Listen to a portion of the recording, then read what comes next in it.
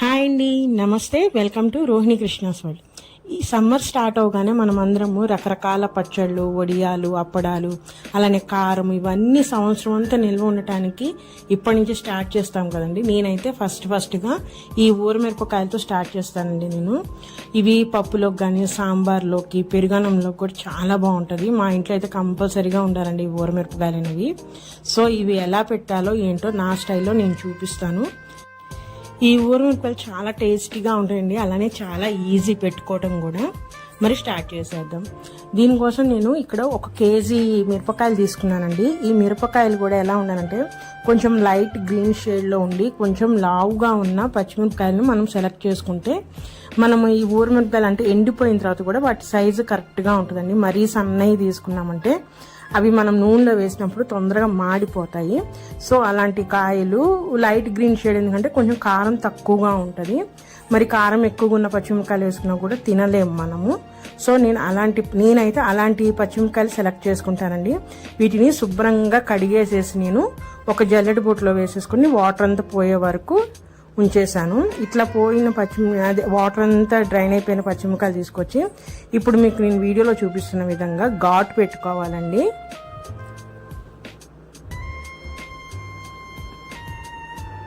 చూసారా, పచ్చిమిరపకాయలు అన్నిటికి కూడా ఈ విధంగా నిలువుగా ఘాటు పెట్టుకోవాలి మనము.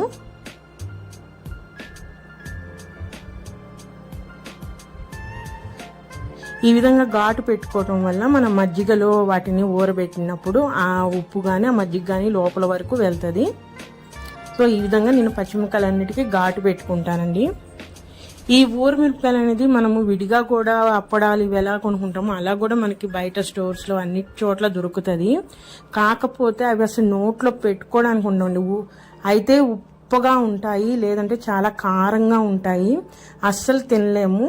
సో నేను అందుకే ప్రతి సంవత్సరం కూడా మాకు కావాల్సినవి నేను ఇంట్లోనే పెట్టేస్తాను. చాలా ఫంక్షన్స్లో కూడా చూస్తూ ఉంటాం, కానీ ఊరమిరపకాయ మనం తీసుకుంటామే కానీ అది తినటానికి ఉండదు. అయితే ఉప్పగా ఉంటుంది, లేదా నోట్లో పెట్టుకునేంత కారం కూడా ఉండదు, చాలా స్పైసీగా ఉంటాయి. సో చాలా ఈజీ అండి పెట్టుకోవటం. ఈ విధంగా నేను పచ్చిమిరపకాయలు అన్నిటికి కూడా ఈ విధంగా ఘాటు పెట్టేసుకొని ఒక ప్లేట్లోకి తీసేసుకుంటున్నాను.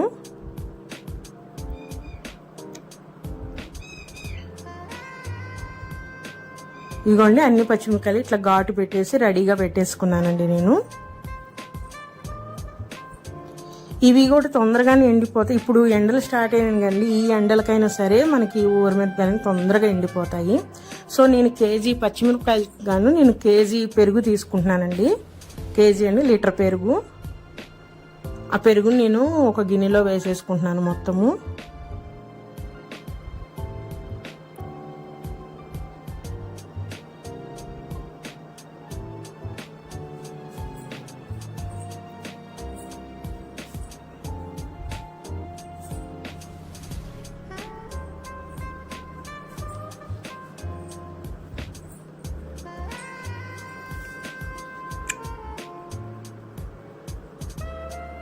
ఇప్పుడు ఈ పెరుగులో సాల్ట్ వచ్చేసరికి నేను ఒక 4 స్పూన్ల ఉప్పు వేసుకుంటున్నానండి.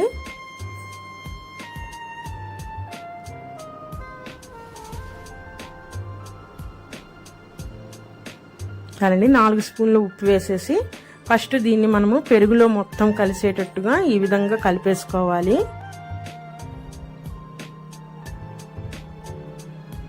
పెరుగు ఎక్కడ గడ్డలుగా లేకుండా ఫస్ట్ ఈ విధంగా మనము కవ్వంతో చిలుక్కోవచ్చు, లేదా మీ ఇష్టం బీటర్తో అయినా చేసుకోవచ్చు. ఇలా చేసుకునేది మనం పచ్చిమిరపకాయలు మునిగేంత వరకు మనము అంత క్వాంటిటీ వాటర్ తీసుకోవాలి. నేనైతే 2 గ్లాసెస్ వాటర్ తీసేసుకొని మజ్జిగలా చిలుక్కుంటున్నానండి మొత్తము.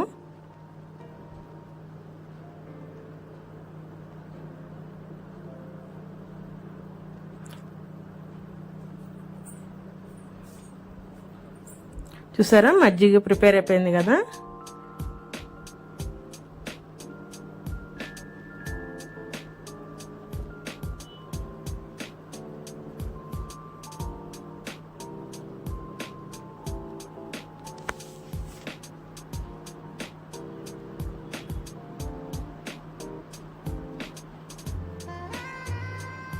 ఇప్పుడు ఈ మజ్జిగలో మనము ఇందాక కట్ చేసి పెట్టుకున్న పచ్చిమిరపకాయలు ఉన్నాయి కదండి, ఇవన్నీ కూడా ఈ మజ్జిగలో వేసుకోవాలి మనము.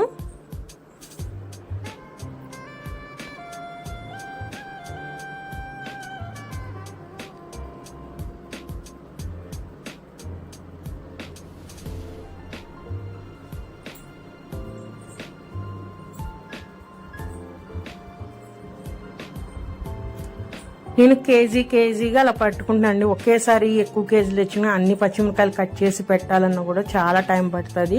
సో నేను ఒక కేజీ అలా పెట్టుకుంటాను, ఈజీగా అయిపోతుంది. అప్పుడు ఈ విధంగా పచ్చిమిరపకాయలను తీసి ఆ మజ్జిగలో మునిగే వరకు మనము ఈ విధంగా వీడియోలో చూపిస్తున్నట్టుగా సెట్ చేసుకోవాలండి.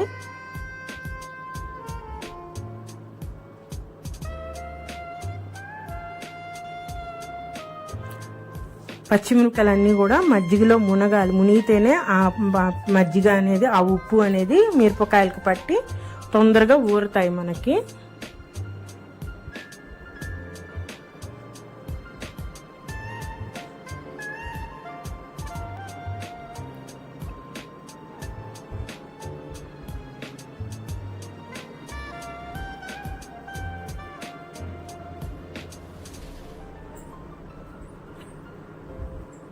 ఈ విధంగా మనం తీసుకొని చేత్తైనా పెట్టుకోవచ్చు, లేదంటే ఇట్లాంటి వుడెన్ స్పూన్ తీసుకుంటే మనకి పచ్చిమిరపకాయ అనేది బ్రేక్ అవ్వకుండా నీట్గా ఉంటుంది.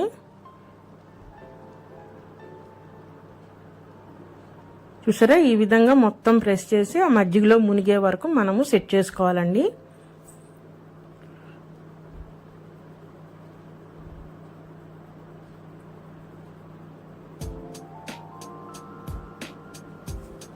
ఇలా మూత పెట్టేసి మనము 24 hours పాటు మనం నానబెట్టాలంటే నేను ఈరోజు మార్నింగ్ నానబెడుతున్నాను కదా, మళ్ళీ రేపు మార్నింగ్ వరకు దీన్ని అలా మూత పెట్టే ఉంచాలండి. మధ్యలో అంటే 1-2 సార్లు మనము మళ్ళీ తీసి ఒకసారి పచ్చిమిరపకాయలన్నీ మజ్జిగలోకి వెళ్ళేటట్టుగా బాగా వత్తాలి. ఇది నెక్స్ట్ డే మార్నింగ్ అండి. చూసారా, అన్ని పచ్చిమిరపకాయలు ఊరి కొంచెము మజ్జిగ కూడా పైకి తేలింది కదా. ఇప్పుడు ఈ పచ్చిమిరపకాయలు అన్నింటిని నేను ఒక ప్లేట్లోకి తీసుకుంటున్నాను. మజ్జిగలో నుంచి సపరేట్ చేసేసి ఒక ప్లేట్లోకి తీసేసుకుంటున్నానండి.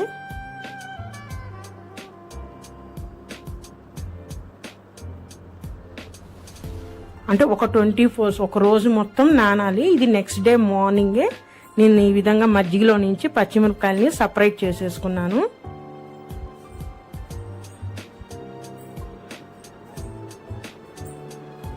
చూసారా, ఈ మజ్జిగని మనం పారపోయకూడదు. మళ్ళీ మూత పెట్టేసి నేను పక్కన పెట్టేస్తున్నాను. ఇప్పుడు ఈ పచ్చిమిరపకాయలని మనము ఎండలో తీసుకొని వెళ్ళి ఎండబెట్టేయాలండి. చూసారా, నేను ఈ విధంగా ఒక కవర్ మీద నేను ఈ పచ్చిమిరపకాయలన్నిటిని నీట్గా ఒకదాని మీద ఒకటి పడకుండా పలుచగా నీట్గా సర్దుకొని ఎండనివ్వాలండి. అలా పల్చగా వేసుకొని మనము సెట్ చేస్తే ఏమిటంటే పచ్చిమిరపకాయలు అనేవి తొందరగా అంటే ఎండుతాయి. ఒకదాని మీద ఒకటి పడితే మటుకి తొందరగా ఎండవు.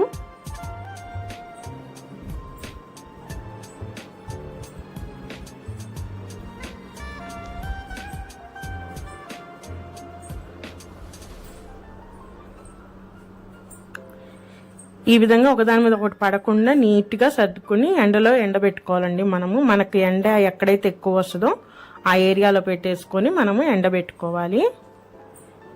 ఈ సాయంత్రానికల్లా చూడండి, కొన్ని పచ్చిమిరపకాయలు అనేది కలర్ చేంజ్ అయినాయి, కొన్ని గ్రీన్గానే ఉన్నాయి. సో ఇంకా ఆ పచ్చిమిరపకాయలు అనేవి ఇంకా ఊరాలండి మనకి.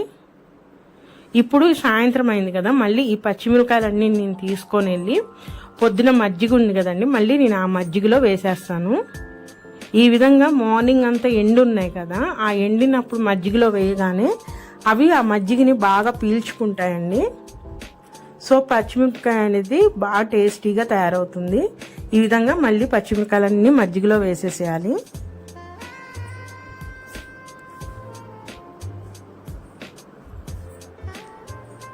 వేసేసి మళ్ళీ నేను ఇట్లా వుడెన్ స్పూన్తో మళ్ళీ అన్ని మజ్జిగలోకి వెళ్ళేటట్టుగా చిన్నగా మనము సెట్ చేసుకోవాలండి. ఎందుకంటే అవి ఆల్రెడీ నాని ఉన్నాయి కాబట్టి మనం గబగబుగా వాటిని నొక్కేస్తే అవన్నీ బ్రేక్ అయిపోతుంది పచ్చిమిరపకాయ అనేది. సో నిదానంగా అన్ని మజ్జిగలోకి వెళ్ళేటట్టుగా మనము సెట్ చేసుకోవాలి.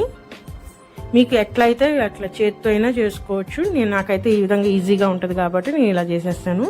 సో ఇలా పెట్టేసేసుకొని మజ్జిగలో మళ్ళీ మూత పెట్టేసేసుకొని మనము మళ్ళీ ఒక నైట్ పాటు ఉంచాలండి. ఒక నైట్ అంటే ఈ సాయంత్రం పూట తీసాం కదా, ఈ రోజు నైట్ ఉంచేసేసి మళ్ళీ నెక్స్ట్ డే మార్నింగ్ తీసుకుంటున్నాను నేను.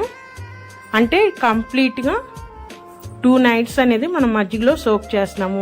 24 hours నానబెట్టి ఒకసారి ఎండబెట్టాము, మళ్ళీ సాయంత్రం తీసుకొచ్చి మజ్జిగలో నానబెట్టేసేసి మళ్ళీ నెక్స్ట్ డే మార్నింగ్ అండి మజ్జిగలో నుంచి నేను సపరేట్ చేసేసాను. ఇంకా ఈ మజ్జిగ ఇంకా అవసరం లేదండి. నేనైతే ఈ మజ్జిగ గార్డెన్లో యూజ్ చేస్తాను, విడిగా పారిపోయినవి నేను గార్డెన్లో యూజ్ చేసేసుకుంటాను ఆ మజ్జిగ అనేది. ఇప్పుడు ఈ పచ్చిమిరపకాయలు తీసుకెళ్ళిపోయి మళ్ళీ ఎండలో ఎండబెట్టాలండి. ఈ విధంగా ఇంకా మజ్జిగలో నానబెట్టేది లేదు, ఇంకా పచ్చిమిరపకాయలు ఎండిపోయే వరకు మనము ఎండలో పెట్టుని ఎండబెడతా ఉండాలి.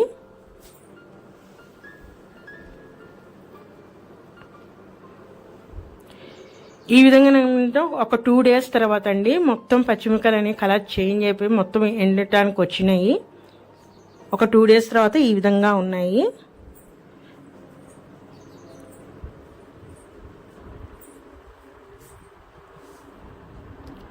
వీక్ 5 days అయిపోయిందండి, కంప్లీట్గా డ్రై అయిపోయినాయి. చూసారా, మొత్తం డ్రై అయిపోయి అసలు సౌండ్ కూడా గలగలమంటూ వస్తుందండి. అలా వస్తేనే బాగా ఫుల్ డ్రై అయిపోయినట్టు. ఇలా ఎండిన తర్వాత మాత్రమే మనం స్టోర్ చేసుకోవాలి, లేదంటే బూజు పట్టేస్తుంది. సో ఈ విధంగా మనకి బాగా ఎండిపోయి మనకి సౌండ్ వస్తుందండి, పట్టుకుంటేనే క్రంచీ సౌండ్ అనేది. అలా వచ్చేదాకా ఎండబెట్టాలి. నాకైతే 5 days పట్టింది మొత్తం ఎండటానికి. అలా ఎండిన వాటిని శుభ్రంగా తుడిచి ఎండబెట్టిన ఒక ఎయిర్ టైట్ కంటైనర్లో మనం పెట్టుకుంటే సంవత్సరం పాటు నిల్వ ఉంటాయండి. అంతకన్నా కూడా ఎక్కువగానే ఉంటాయి నిల్వ అనేది. ఇలా ఎండిపోయిన వాటిని ఈ విధంగా బాగా వేడెక్కిన నూనెలో వేసుకొని ఈ విధంగా లైట్ బ్రౌన్ షేడ్ వచ్చే వరకు మనం వేయించుకొని తీసేసుకోవటమే. ఇలా వేయించుకున్న వాటిని పప్పులో కానీ సాంబార్లో కానీ పెరుగన్నంలో కానీ సైడ్ డిష్గా పెట్టుకొని కనుక తింటే చాలా బాగుంటుందండి. ఒక్కసారి మీరు కూడా ట్రై చేయండి. నేను పెట్టిన పద్ధతిలో కూడా ఒకసారి ట్రై చేయండి. అవి ఎలా వచ్చినాయో కామెంట్ చేయండి. మరి ఇదేనండి ఈరోజు వీడియో అయితే. నా వీడియో కనుక నచ్చితే ప్లీజ్ సబ్స్క్రైబ్ మై ఛానల్, అలానే లైక్ చేయండి. మరొక మంచి రెసిపీతో మళ్ళీ కలుస్తాను. ఉంటానండి, బాయ్.